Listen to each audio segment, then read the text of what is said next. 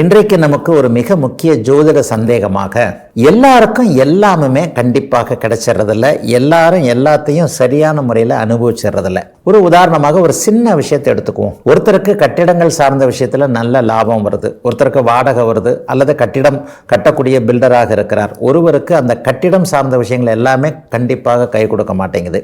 அவர் வாடகைக்கு விட்டால் குடுத்தனக்காரர் அவர் மேலே கேஸ் போடுறாரு, அல்லது வாடகைக்கு விடுற அந்த பில்டிங்கே காலியாக இருக்குது, யாருக்குமே வரமாட்டேன்றாங்க.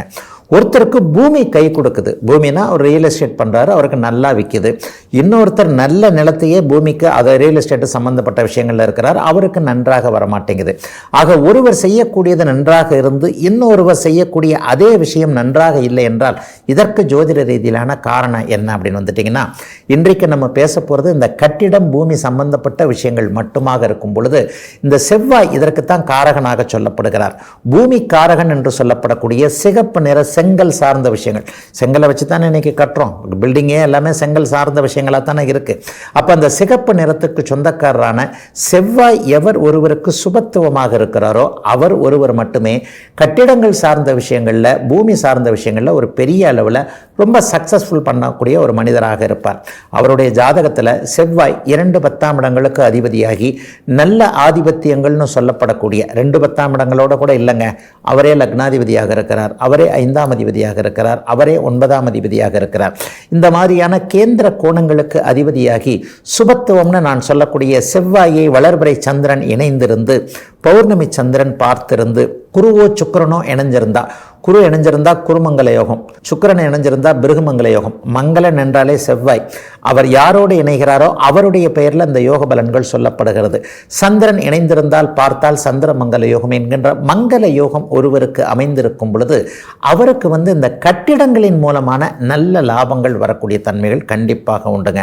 சில பேர் ஒரு காம்ப்ளெக்ஸே கட்டி விடுவாங்க, சில பேர் ஒரு மாலே கட்டி விடுவாங்க. வாடகை அமைப்புகளை பார்த்தீங்கன்னாலே கொஞ்சம் ஒவ்வொரு மாதத்திற்கும் லட்சக்கணக்கில் வரக்கூடிய அமைப்புகள் கண்டிப்பாக இருக்கும். எதை பற்றியும் கவலை இல்லைங்க, அவருக்கு இவ்வளோ வாடகை வருது அவ்வளோ வாடகை வருதுன்னுவாங்க. சில பேர் ஒன்றும் இல்லாமல் ஒரு இடத்துல ஒரு ஃப்ளாட் எல்லாம் போடுவாங்க. அந்த இடம் பார்த்தீங்கன்னா ஒரு தரிசுக்காடு மாதிரியாக இருக்கும். திடீர்னு பார்த்தா அந்த இடத்திற்கு பக்கத்திலேயே ஒரு பெரிய ரோடு, 100 அடி ரோடு வருது, 60 அடி ரோடு வருதுன்ட்டு அரசாங்கம் ஒரு பிளானை கொண்டு வந்து இந்த இடத்தின் மதிப்பு அப்படியே தலைகளாக மாறி அவர் 1000 ரூபாய்க்கு ஃப்ளாட்டு போட ஆரம்பிச்சார். அப்புறம் டக்குன்னு 10,000 20,000 மாற்றுவார். ஆக இந்த மாதிரியாக பூமியோ கட்டிடமோ ஒருவருக்கு கை கொடுக்க வேண்டும், அதை அவர் தொழிலாக செய்து அதில் லாபம் வரணும் அப்படின்னு சொன்னால் செவ்வாய் என்கின்ற இந்த மங்கள கிரகம் மிகுந்த சுபத்துவமாக இருந்து அவருக்கு யோகாதிபதியாக இருக்கக்கூடிய அமைப்புகளில் இவர் பெரிய அளவில் இருப்பாருங்க. இப்போ நான் சொன்ன மாதிரி ஒருத்தருக்கு கட்டிடம் கை கொடுக்க மாட்டேங்குது, அவர் வாடகைக்கு விடுறார், வாடகைக்கு ஆளே வர்றதில்லை, வாடகைக்கு ஆள் வந்தாலும் வாடகையை கொடுக்க மாட்டேன்றார், அல்லது ஹவுஸ் ஓனர் மேலே அவர் கேஸ் போடுறார்.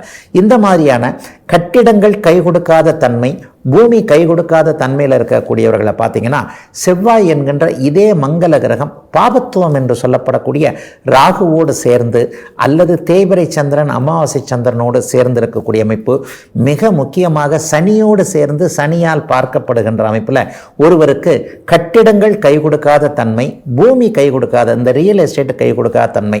செவ்வாயும் சனியும் சேர்ந்திருக்கிறவங்க பெரும்பாலோரை பார்த்தீங்கன்னா அவர்களுக்கு இந்த பூமியும் கட்டிடமும் கை கொடுக்காத தன்மைகள் கண்டிப்பாக உண்டு.